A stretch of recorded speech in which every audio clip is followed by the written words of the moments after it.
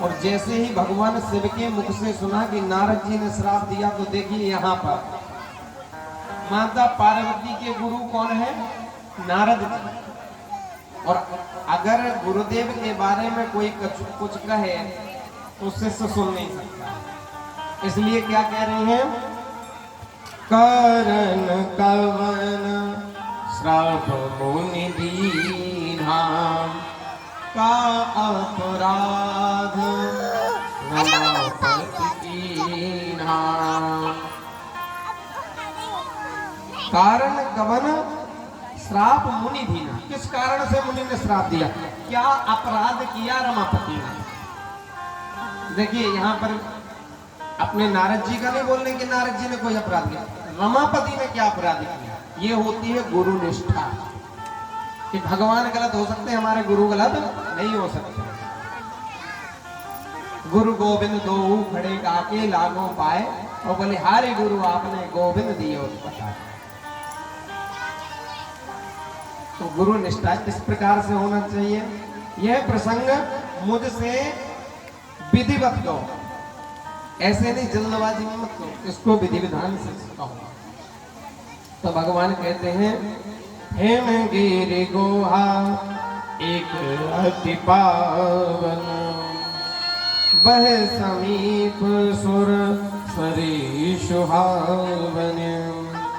आश्रम परम पुनीत सुहावा, देव देव ऋषि मन अति भावा। देव देव ऋषि मन अति भावा। एक बार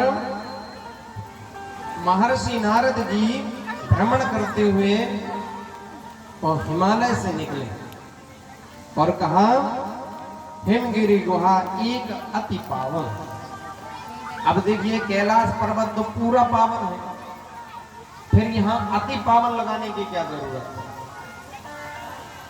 तो इसलिए अति पावन लगाया क्योंकि बह समीप सुर सरे सुहावनी, वहां पर गंगा जी निकल रही है, इसलिए वह अति पवित्र है। लेकिन सुमरत हरे श्राप गति बाधी, सहज विमल मन लागी समाधि। अब नारद जी एक जगह तो रुक नहीं सकते हैं, बताइए। नारद जी एक जगह रुक नहीं सकते हैं। क्यों नहीं रुक सकते हैं? क्योंकि दक्ष प्रजापति का श्राप लगा हुआ है। और दक्ष प्रजापति का श्राप किस लिए लगा है? तो दक्ष प्रजापति का श्राप इसलिए लगा है क्योंकि जब जब दक्ष प्रजापति अपने पुत्रों के लिए तप के लिए भेजते थे तो जाते तो पर आते, तप के लिए जाते थे, उनको समझा कर भेजते थे तब कर लो, लौट करके आओ और गृहस्थ जीवन में आकर के और संसार की सृष्टि को कहते थे। लेकिन जाते पर लौट के नहीं आते, क्योंकि नारद जी मिल जाते और जहां संत मिल जाए वहां पर कौन लौट करके आए? नारद जी एक जगह रुक ही नहीं सकते थे और नारद जी हमेशा उनके दक्ष प्रजापतियों के बालकों को रोक दिया करते। एक बार दादा साहब के एक शिष्य थे रज्जब। अब रज्जब क्या होगा? विवाह। और उनके नारद जी की समाधि लगी देखी तो इंद्र को डर हो गया। और डर कैसा हुआ? सोग हाड़ले भाग सड स्वान निरख मृगराज, और छीन ले जने जान जड़ तिने सुर पतहीन लाज। जैसे कुत्ता सूखी हड्डी को लेकर के भागता है और सोचता है कहीं यह सिंह हमारी हड्डी ना छुड़ा ले, इसी प्रकार से डर रहे हैं इंद्र कि कहीं ऐसा ना हो कि नारद जी तप करके, वैसे भी भगवान के बहुत चाहते हैं और तुरंत भगवान से प्रसन्न भी हो जाएंगे, इसलिए ऐसा ना हो कि ये हमारी गद्दी मांग ले। नारद जी एक चीज और बताए, सारे देवताओं में सबसे ज्यादा डरने वाले तो एक ही है, वो है इंद्र। थोड़ी थोड़ी सी बात पे डर जाते हैं।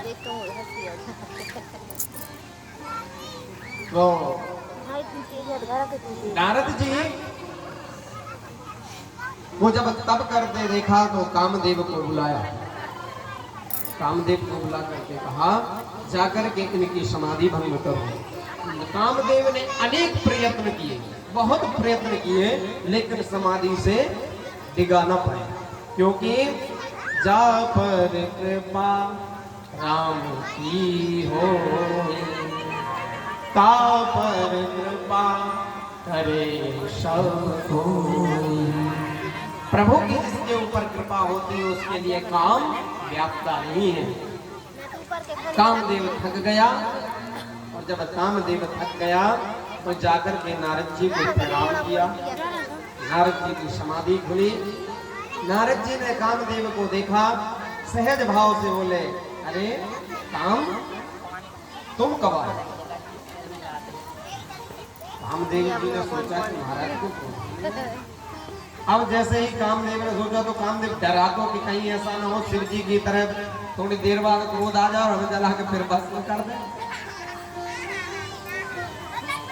तो कामदेव बोले, अरे महाराज महाराज, बहुत से साधु संत महात्मा देखे पर आप जैसा नहीं देखे। बस